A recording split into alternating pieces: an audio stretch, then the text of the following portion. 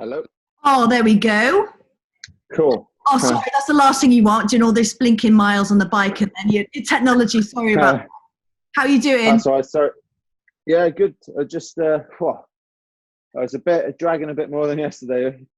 Geraint, three days, 12-hour shifts. You're doing this for a really great reason, aren't you? Yeah, basically, Ineos and the team, they were doing their own project to supply hospitals with hand sanitizer, free hand sanitizer. And obviously I'm part of the team, but I wasn't directly involved. I wanted to do something myself. And I decided it had to be a big challenge to raise some money. So decided to try to mirror an NHS worker's shift pattern. I'm doing 3 days back to back of 12-hour shifts. So on the turbo trainer here in my carriage in Cardiff. So it's quite heavy going. And you decided to do 12 hours. Is it harder than you think on day two? Yeah, I knew how hard it was going to be because I'm not necessarily a big fan of riding this turbo trainer, because it's quite boring. And the most I've done before is 3 hours. So yeah, doing 12 back to back. But yeah, when I decided to do it, it's like, yeah, it's for a great cause, and I'm super positive and up for it. But to be honest, when I woke up yesterday morning for the start of the first shift at 5:30, I was like, oh, this is going to be a big challenge. But it's just great when you see all the donations coming in and you know where it's going, and it's just unbelievable. So that's what keeps me going. How is this comparing to the Tour de France?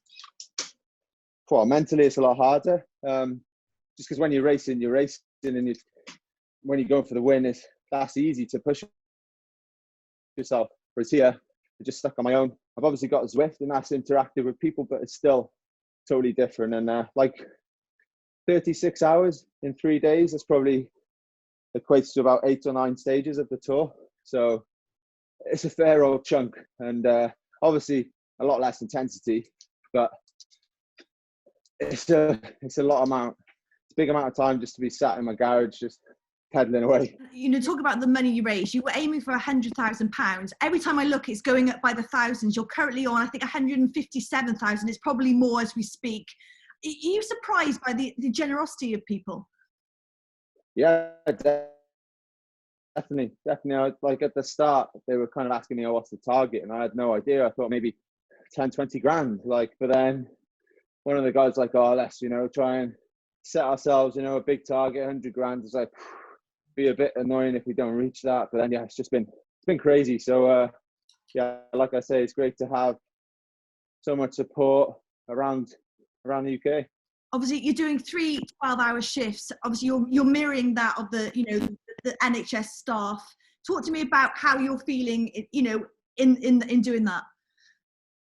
Yeah, it's I just wanted to make it a bit more, link it with the NHS a little more. And obviously I needed a big challenge as well to try to, get some good donations. And it's certainly tough. Like I said, it's like, nearly 4 hours into today, but this first 4 hours are a lot harder than yesterday, that's for sure. So who knows what tomorrow's going to be like.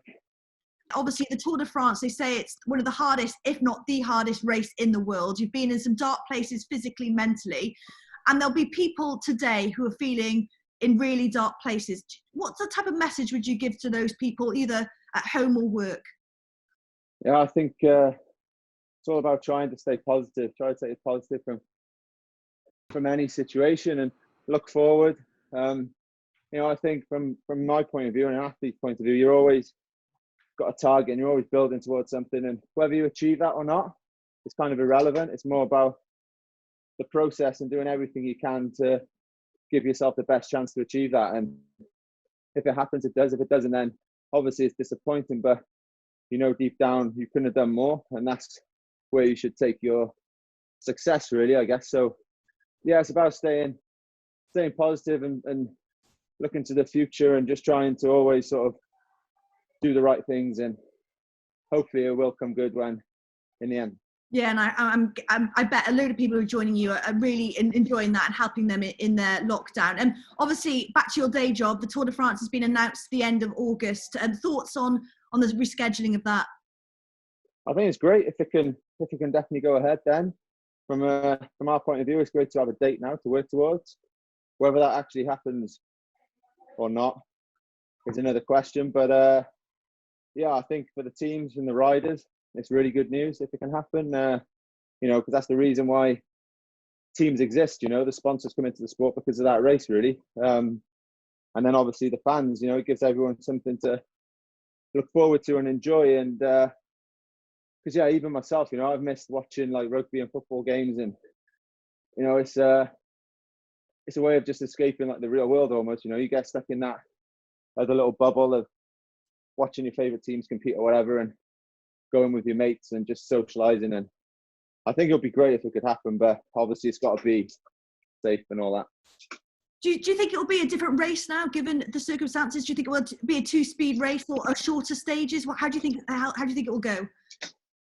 Yeah, it's a tricky one. I think for sure there'll be, once we start racing, for sure there'll be a big difference in ability. I think because different countries have had different sort of restrictions, but I think end of the day everyone will be happy just to be back racing again.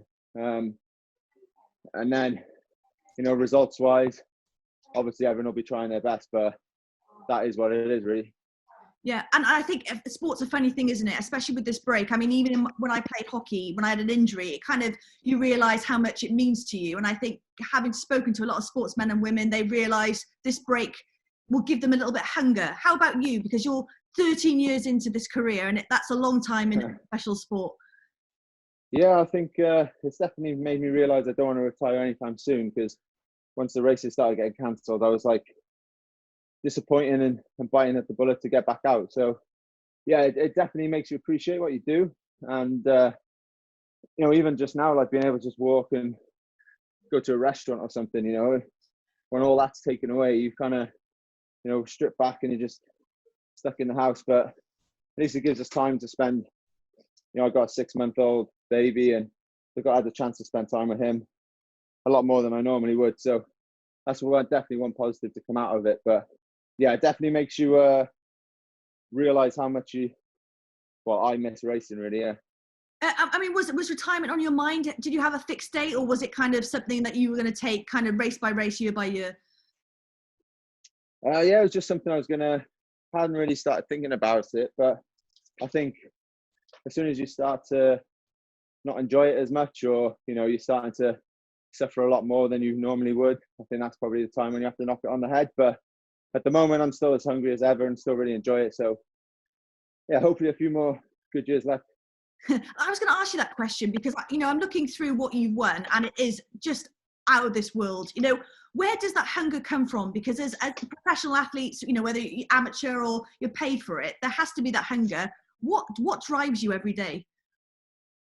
I don't know, really. I think it's just, I love competing. I love riding my bike. And I love the pain of it as well, in a sadistic kind of way. I think there's nothing better than a really hard training session where you've sort of emptied the tank, but you've also sort of hit your targets that you wanted, and you just collapse on the sofa. And it's kind of an addictive sort of feeling, really.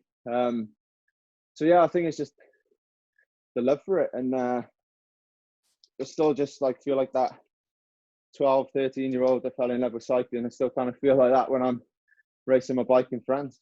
Yeah, and I think for me, one of my kind of stand-up memories as a journalist was your homecoming in Cardiff, which was 2 years ago. I can't believe it. I mean, it was a bit like waiting for you on Zoom, waiting for you to come around the corner and the yellow. Do you daydream about that? Because I do, and it wasn't even my event. Yeah, that was just so surreal. That was just unbelievable. Even when I see pictures back or video footage back, it's just insane the amount of people that came out to congratulate me. And it's kind of like, I obviously know people support me, and especially friends and family, but then to see how passionate just Joe Blogs in the street was about as my family was, who was insane, and was super nice, super flattering, and certainly a day I'll never forget. Yeah, and I don't want to embarrass you because I know you're a top guy, but the humility you showed that day with every reporter, every fan was actually outstanding. Is it something that you have to think about? Has there been a part after the tour that you've had to maybe pull yourself back about getting carried away? Is that in your character? I think it's just the way I am, really, the way I've been brought up, and maybe it's it's a Welsh thing as well. I don't know, because a lot of the rugby boys, you know, there's no real big egos that I've met anyway there. But yeah, I don't know, it's just something that comes naturally, really. I guess I should thank my parents. Yeah, and obviously talking about family, you had your first child in October, a son. How's that been? How's that been in terms of your life changing? Well, to be honest, I could do with a race or a training camp to just get away for a bit now. It is full on, but like I said earlier, though, it's great to just spend that extra time with him and actually go out for a walk. Because normally my off season's October, so Cardiff, the weather in October isn't really that good for walks. So it's been nice to just go for a stroll with him and just spend some quality time with him. And just crazy to see him developing so quickly. And like all this, I would have certainly missed if I was racing and the season was as normal now. Yeah, and will it change your plans going forward? I know your wife Sarah obviously went to a lot of events with you. Will she still do that? Yeah, I think so. Hoping she'll definitely move back down to France with me when I go there, once, you know, everything is a bit more normal again. And then yeah, she used to come to a bit more, but she kind of only goes to the tour now, because to be honest, when you travel to a race, it's just so hard I don't ever get to spend any proper time with her. So but yeah, hopefully the tour can go ahead, and they'll both, because it starts in Nice, close to where we live. So yeah, hopefully Max, my son, can be there to see me off as well. Yeah, and I've spoken to a few sportsmen and women. They've picked up some random kind of hobbies during this lockdown. Matt Grimes, for example, Swansea City captain, started gardening. Is there anything that you've been doing, which, apart from cycling, of course, for the NHS, but anything you've been picking up? To be honest, not too much. I've always been trying to entertain my son and then trying to catch up on any sleep when he's asleep. So yeah, I haven't had too much. I was hoping to try and learn a bit of French because I've lived down there for so long. I still don't know much, but it's just full on, isn't it, baby? It's like there's not much free time. What's harder, the Tour de France or a baby? Oh, baby. Like the sleep, broken sleep, and I don't deal too well with that. So especially when I'm riding my bike a bit as well, that's pretty tough. Yeah, and you know, I think, again, I don't know about you, but I'm thinking all the restaurants I'm going to go to. Nando's, I think, is going to be top of my list randomly. But what's the thing you'll be going out to eat when you leave, when we get out? I think let's go to a nice Italian restaurant or something, just a local one.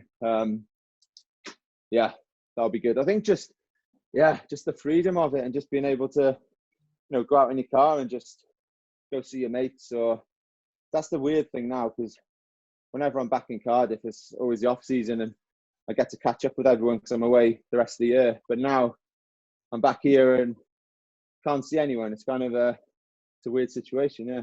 Do you keep in touch with your teammates? A lot of footballers and Olympic athletes have been training on Zoom together with their other athletes. What about you guys? Yeah, so quite a few have joined me on Zwift actually these last day and a half. And a few rugby players. Shane Williams, he's doing the whole ride with me actually. I think he missed a couple of hours yesterday, but I let him off because he's not really built for endurance. But yeah, it's a good way of just keeping in touch with everyone really. Like Sir Dave Brailsford has been on as well, so I think that's more just to keep an eye on me. But yeah, no, it's a good way of just still kind of being a little social in such a funny time. And just in terms of the Olympics, obviously, did you have plans for Tokyo? Was that something on your list? Yeah, I was hoping to go and race in the road race and the time trial. So that's still the plan, hopefully next year. Yeah. And obviously this year's been a really kind of strange year and a difficult year, especially for you guys with your sports director, Nico Portal, obviously sadly passing away. It was a heartbreaking story. I just want to hear your thoughts on that, because it was something which, as teammates, you can't imagine. Yeah, he was an incredible guy, really. He was a good friend as much as a director and a boss of ours. Like he joined Sky, which he was back then in 2010 as a rider, and then he went onto the staff. And he's worked with us ever since, and I spent a lot of time with him. He was kind of, yeah, he did most of the races I did. He was the lead director, so the manager, like in football, and he was the main guy in the car behind, telling us, how to doing the tactics and that. And every big race I've won, he was that guy, and got really close to him over the years, and it was just unbelievable, just devastating how someone so young and like just how he was as a person as well. He'd always speak about his family, and they were always a priority to him. He had like a young son and a young daughter. It was just, he was only 40. It was just unbelievable. He was just so sad, and it was just hard to take as well, especially when you're not racing. I think because if we had been racing, we would have been there as a team and able to really process it together almost. But obviously we've all been isolated in our own homes, and I think it doesn't really hit us properly. I think, once hopefully the tour goes ahead in August, then it'll just be so strange not having him there. But yeah, definitely sorely missed. And I was only with him like a week before. We actually went on the bike together just for like a coffee ride, and you just can't get your head around it. Yeah, I spoke to Sol Bamba. Obviously, Peter Whittingham passed away sadly as well, and it was kind of that, being in isolation whilst it's private, being able to grieve. I think being around teammates is not just for the good times, is it? It's for those bad times and supporting together. And you realise, don't you, that the camaraderie about having teammates like that. Yeah, definitely. And you can all sort of go through that process together as well. Some people will want to talk, some people will just want to listen, and it would help. But yeah, that's just the way it is. And there's a lot of people going through things like that now. Like when you see on the news, people can't even go to their own parents or children or whatever funeral, and it's just, yeah, really, really like devastating times. But hopefully we can all get through it. But I think the big thing we can take from it is how much everyone sort of got behind each other. All the good stories of people going above and beyond, and like in the NHS, and then just volunteering for other things and looking out for each other, and the whole country coming together. I think that's really good to see. And there'll be a lot of young riders, and I know you give back to the Maindy Flyers. I see you going out on rides with young girls and boys, which is just wonderful to see. Just a bit of advice to those young riders watching you on Zwift or watching you on TV, just a little bit of advice about what they could be doing in the lockdown. I think just try to enjoy a bit of exercise, whatever that be, whether that's getting on Zwift and joining me, or going out for a little pedal in the local park or whatever. But I think just try to enjoy yourself. Don't get too hung up on having to train or do anything like this, but just try and have a bit of structure to your day and a bit of a routine. That's what really helped me. So, but yeah, the main thing is just try and bit of variety, enjoy yourself, and yeah, you'll get through it. Last question from me. Obviously, we've got the Tour de France. You're a winner. You got your hunger. Well, it sounds like your hunger's more than ever. How are you feeling about this year? I know it's strange circumstances, but are you going for it again? Yeah, definitely. I'm super excited that we actually have a date to work towards now. Obviously, it still might not happen, but I think in our heads now we got that date, and we'll just focus on that and give everything to be in the best shape there, and hopefully we can race, and that'll be a sign that we're through this, and everyone can celebrate cycling and getting through such a tough time. Well, we've been at home with Geraint Thomas, one of the greatest sports people to ever have graced Wales. Thank you so much for your time. We wish you so much luck for your shifts, and we wish you luck for the tour this year. Cheers. Thanks a lot.